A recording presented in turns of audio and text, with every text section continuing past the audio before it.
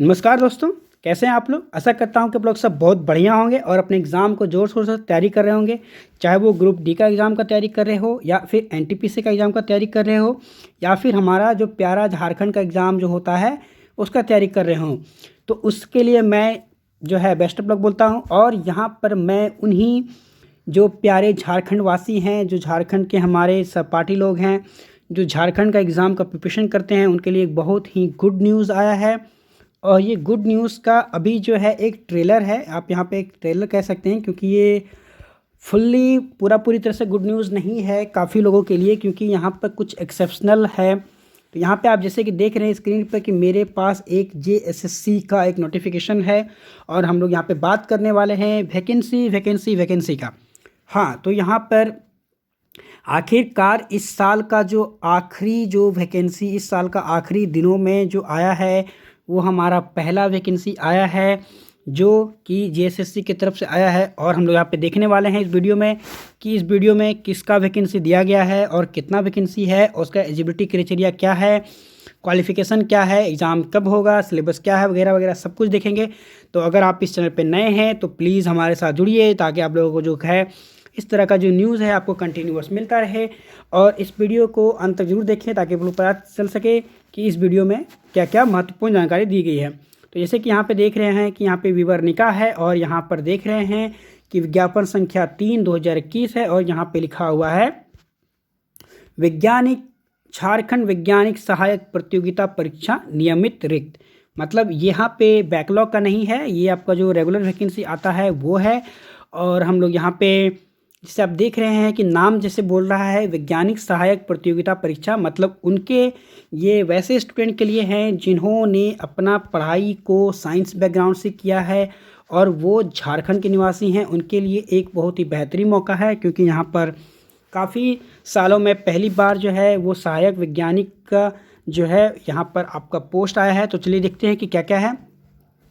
तो सबसे पहले यहाँ पे दिखाया गया है कि आपका परीक्षा शुल्क है वो 1000 लगने वाला है। तो इसके लिए आप लोग सभी को मैं तहे दिल से रिक्वेस्ट करता हूँ कि इसके लिए आप हेमंत सरकार को या फिर हेमंत है तो हड़िया है को आप शुक्रिया अदा करें, क्योंकि उन्होंने 1000 रुपये रखा है, इससे कंपटीशन हमारा कम होगा। तो वैसे ही स्टूडेंट इसमें आएंगे जिनके पास 1000 रुपया है। तो ये मैं थोड़ा व्यंग्यात्मक रूप से बोल रहा हूँ, तो बोलने का तात्पर्य यही है कि इतना कोलाहल मचाने के बाद, इतना सारा हो हल्ला करने के बाद, इतना सारा ड्रामा करने के बाद यहाँ पर हमें 1000 रुपये पेमेंट करने होंगे।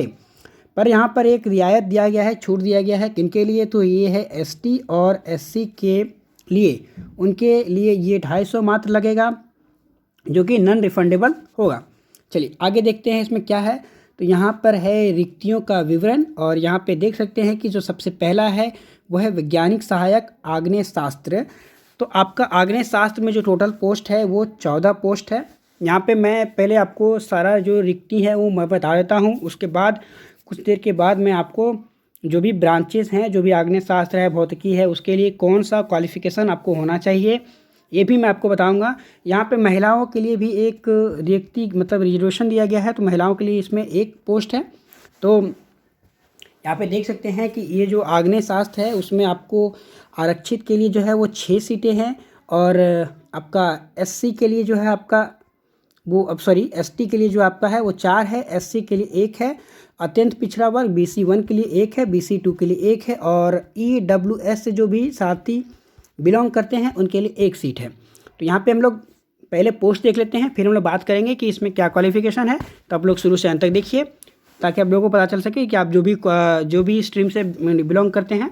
चलिए यहाँ पर है, फिर उसके दूसरा पोस्ट है भौतिकी से। तो यहाँ पर देखिए आपका पोस्ट का विवरण दिया गया है। मैं यहाँ पे ज़्यादा समय नहीं लूँगा, आपको दिखा देता हूँ।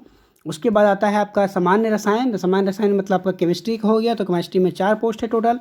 फिर उसके बाद है विश्व विज्ञान। विश्व विज्ञान में आपका 14 पोस्ट है, 6 जो आपका जनरल के लिए है, 4 आपका एसटी के लिए है, 1 आपका एससी के लिए है, BC 1 के लिए आपका 1 है, और BC 2 के लिए भी 1 है, और आर्थिक रूप से कमज़ोर वर्गों के लिए भी 1 है, और यहाँ पे महिलाओं के लिए भी 1 सीट रिजर्वेशन दिया गया है।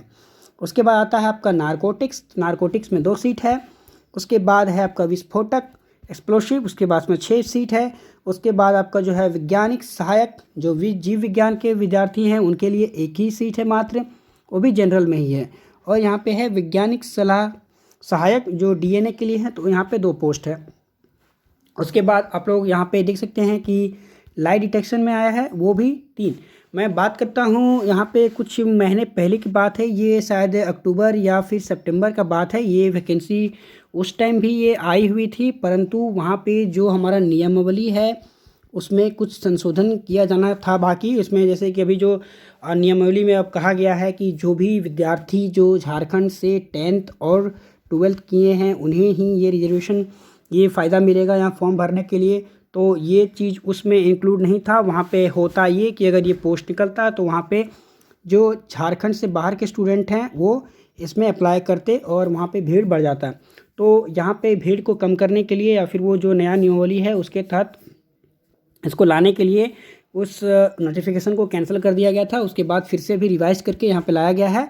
तो यहाँ पे वैसे स्टूडेंट जो झारखंड से बिलोंग करते हैं और जो भी अपना क्वालिफिकेशन रखते हैं साइंस बैकग्राउंड में, उनके लिए काफ़ी अच्छा मौका है, क्योंकि यहाँ पे जो झारखंड में है कि साइंस स्टूडेंट का बैकग्राउंड जो है काफ़ी कम होते हैं बाकी स्टेट में, और यहाँ पे उनको अच्छा मौका एक मिलेगा। परंतु यहाँ पे दुख वाली बात ये है कि जिस तरह का पोस्ट होना चाहिए उस तरह का पोस्ट यहाँ पे बहुत कम है। कहीं देख रहे हैं 2 है, 3 है, 4 है, 14 है, 15 है, इसी तरह करके है। तो यहाँ पे देखिए, उसके बाद है फोटोग्राफी का, तो फोटोग्राफी में 3 है। उसके बाद बात करते हैं साइबर फोरेंसिक का, तो इसमें 5 है हमारा।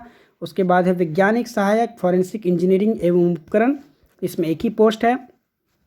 और एक है आपका डॉक्यूमेंट, इसमें 3 पोस्ट है। तो आप यहाँ पे देख रहे हैं कि किस तरह से पोस्ट का विवरण दिया गया है। तो यहाँ पे हम लोग चलिए बात करते हैं हम लोग शैक्षणिक योग्यता के बारे में, जो कि एलिजिबिलिटी क्वालिफिकेशन होना चाहिए। तो इससे आग्नेय शास्त्र के लिए जो है आपको 55% अंकों के साथ जो है फिजिक्स या फिर मैथ में, ध्यान दीजिएगा, फिजिक्स या फिर मैथ में आपका एमएससी होना चाहिए।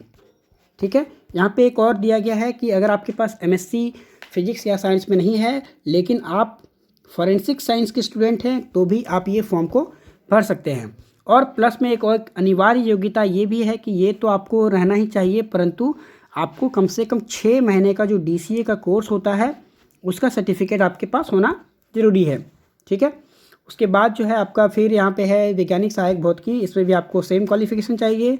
फिर उसके बाद बात करते हैं हम लोग का तीसरा पोस्ट जो था सामान्य रसायन, तो उसमें आपको एमएससी जो है वो आपको चाहिए केमिस्ट्री में। यहाँ पे कोई भी ब्रांच के बारे में बताया नहीं गया है कि इनऑर्गेनिक चाहिए, ऑर्गेनिक चाहिए या फिर फिजिकल चाहिए। तो जो भी स्टूडेंट हैं जो किसी भी विषय में एमएससी रखते हैं केमिस्ट्री में, तो उन्हें ये चांस मिलेगा। अगर आपके पास एमएससी नहीं है केमिस्ट्री में तो आप जो है फॉरेंसिक में किए हैं तो आपका फॉरेंसिक वाला भी चल जाएगा। चलिए आगे बात करते हैं। हमारा है विश्व विज्ञान, जो कि आपका कह सकते हैं हमारा जहर का जो होता है, तो इसमें भी आपको केमिस्ट्री चाहिए या फिर फॉरेंसिक साइंस चाहिए। उसके बाद फिर देखिए यहाँ पे नारकोटिक्स में भी आपको केमिस्ट्री चाहिए या फिर फॉरेंसिक चाहिए।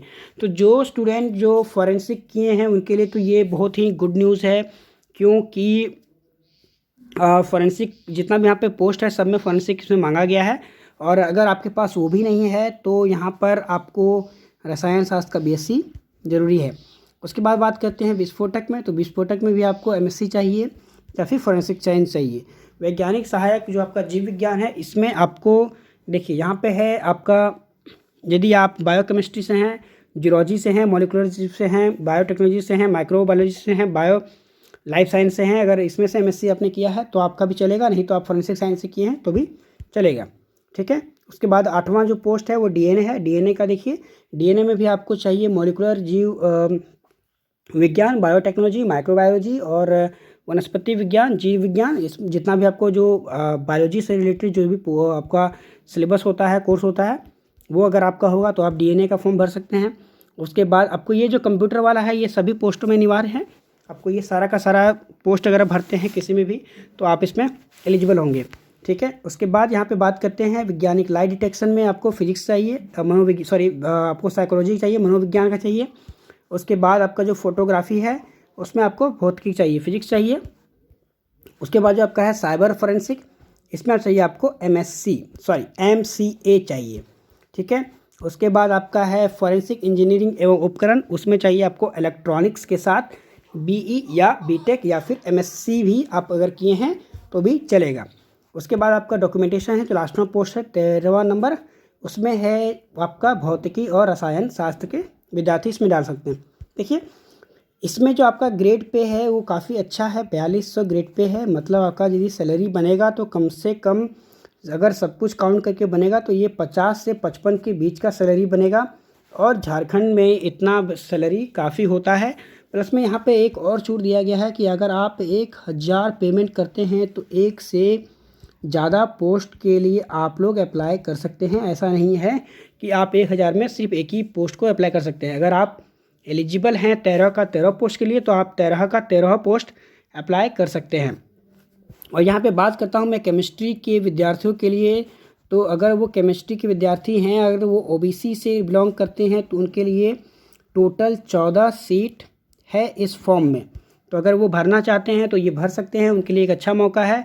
जो भी स्टूडेंट जो केमिस्ट्री से नेट या फिर गेट का प्रिपरेशन करते हैं उनके लिए काफ़ी बेस्ट है अपॉर्चुनिटी, क्योंकि उन्हें अपना होम स्टेट में ही ये जॉब मिल जाएगा। और इसका एग्ज़ाम जो होता है वो काफ़ी ज़्यादा इजी होता है। यहाँ पर हम लोग एग्ज़ाम के बारे में भी बात करेंगे कि एग्ज़ाम किस तरह से होगा और कितने चरणों में होगा। चलिए आगे देखते हैं। ठीक है, तो यहाँ पर जो आपका डेट है वो डेट आपका न्यूनतम 21 साल होना चाहिए, और डेट जो है मैक्सिमम जो है आपका जनरल से हैं तो 35 वर्ष, AWS से हैं तो 35 वर्ष, BC1 या BC2 से हैं तो 37 वर्ष, महिला हैं तो आपको 38 वर्ष आपको होगा। और अनुसूचित जाति या जनजाति अगर बिलोंग करते हैं ST SC और उसमें पुरुष भी है महिला भी हैं तो उनके लिए 40 वर्ष का दिया गया है आपके लिए उम्र सीमा। अगर आप लोग यदि कहीं पे सैनिक वगैरह हैं तो उनमें से 5 वर्ष आपको और ऐड कर लीजिए, आपको मिलेगा। उसके बाद यहाँ पर जो मैंने अभी थोड़ा देर पहले कहा था कि जो 10th और 12th जिन्होंने ये किया है झारखंड से उन्हीं ही एलिजिबल माना जाएगा।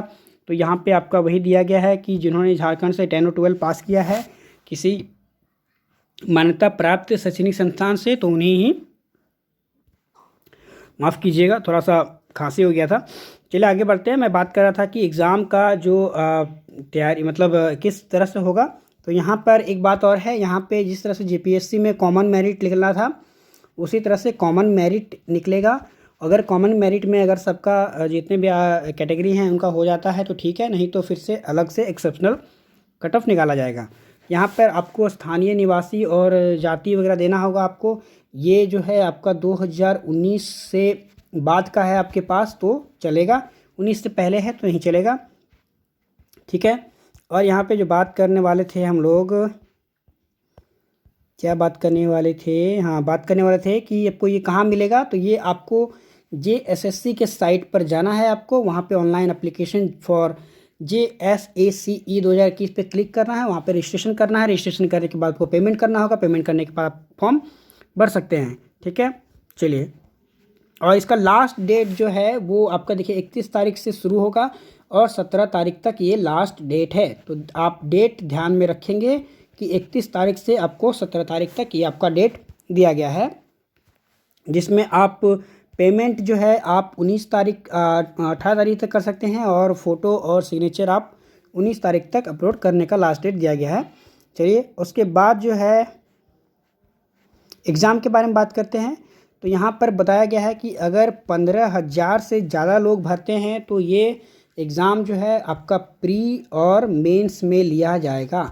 अगर 15,000 से कम आता है तो सिर्फ एक ही एग्ज़ाम होगा, और एक ही एग्ज़ाम होगा तो उसमें 2 आपका होगा। उसमें पहला पत्र जो है आपका वो होगा आपका सामान्य ज्ञान के लिए, जो कि जो सारे एग्ज़ाम में सारे स्ट्रीम के लिए कॉमन रहेगा, जिसमें आपका सामान्य अध्ययन GK से 30 क्वेश्चन रहेंगे, सामान्य विज्ञान से 20 प्रश्न रहेंगे, गणित से आपके 20 प्रश्न रहेंगे, मानसिक क्षमता से आपके 20 प्रश्न रहेंगे, और झारखंड राज्य से संबंधित ज्ञान के लिए आपके पास 30 प्रश्न रहेंगे। इस तरह से टोटल 120 प्रश्न रहेंगे। 2 घंटे का एग्ज़ाम होगा आपका। तो ये आपको जो है इसमें इसमें कोई भी मेरिट नहीं बनेगा, ये सिर्फ आपका क्वालिफाइंग या फिर ये मतलब इसमें मेरिट नहीं बनेगा, बल्कि इस पर आपको इसका मतलब इसमें मेरिट ऐड नहीं होगा, ये सिर्फ क्वालिफाइंग नेचर का रहेगा। और उसके बाद जो मेन आपका है देखिए सिलेबस भी दिया गया है कि क्या क्या सिलेबस है। सिलेबस तो हर एग्ज़ाम का सेम ही रहता है, वैसे एग्ज़ाम सिलेबस रहेगा। मुख्य परीक्षा में आपका जो होगा वो आपका कंप्यूटर का होगा, जो कि आपका 1 घंटे का होगा, 50 नंबर का। ये क्वालिफाइंग नेचर का होगा। देखिए इसमें कंप्यूटर में क्या पूछा जाएगा। कंप्यूटर में जो है आपको विंडो का नॉलेज, MS ऑफिस का नॉलेज, इंटरनेट और ईमेल का नॉलेज होना चाहिए आपको, और ये क्वालिफाइंग है, इसमें कोई भी मेरिट ऐड नहीं होगा। आपका जो सेकेंड पेपर है जो मोस्ट है वो आपका सब्जेक्टिव है, और सब्जेक्टिव जो है वो 100 नंबर का होगा, 100 प्रश्न होंगे उसमें, और 2 घंटे का होगा। इसमें नेगेटिव है आपका, ये ध्यान रखिएगा कि नेगेटिव जो है एक पे आपको 4 नंबर मिलेंगे, और एक पे आप गलत करेंगे तो 1 नंबर आपको कटेंगे। ठीक है, तो ये जो है आपका यहाँ पे देख रहे हैं, मैंने यहाँ पे सारा कुछ डिस्कस आपको कर दिया, सारा कुछ मैंने बता दिया है, और इसमें और कुछ ऐसा है नहीं बताने लायक। अगर कुछ और भी आपको डाउट है तो प्लीज़ हमें कमेंट करें, हम उसका जवाब आपको ज़रूर देने का दोनों प्रयास करेंगे। तो जैसा कि मैंने आपको पिछले बहुत सारे वीडियो में मैंने कहा है कि आप लोग जो है एग्ज़ाम का तैयारी जो है वो करते रहें, क्योंकि जब एग्ज़ाम का सीज़न जब आएगा तो आपके पास समय नहीं बचेगा संभलने का कि मैं कौन सा एग्ज़ाम दूं और कौन सा एग्ज़ाम को छोड़ूं या कौन सा एग्ज़ाम के लिए प्रिपरेशन करूं। तो देखिए यहाँ पे जो कॉमन मैंने आपको यहाँ बताया है, जैसे कि मैंने यहाँ पे आपको बता ही रहा था कि जो किसी भी एग्ज़ाम का जो कॉमन होगा वो देखिए, ये आपका किसी भी एग्ज़ाम आकर देते हैं तो आपका ये चीज़ जो है एकदम कंफर्म सेम रहेगा। आपको इसी सिलेबस पे सारा का सारा एग्ज़ाम होगा, और ये चीज़ मान लीजिए आपका रहना ही रहना है, चाहे वो प्री हो, मेंस हो, या दौड़ हो, आर्मी हो, या फिर हमारा पुलिस का वैकेंसी हो, या फिर हमारा सचिवालय का हो, सब में ये रहेगा ही रहेगा ये पैटर्न। तो लोग तैयारी में बने रहिए और हमारे साथ जुड़े रहिए, ताकि आप लोगों को सही समय पे सही जानकारी मिल सके। तो हम इस वीडियो में इतना ही रखते हैं। हमारे साथ जुड़े रहने के लिए थैंक यू।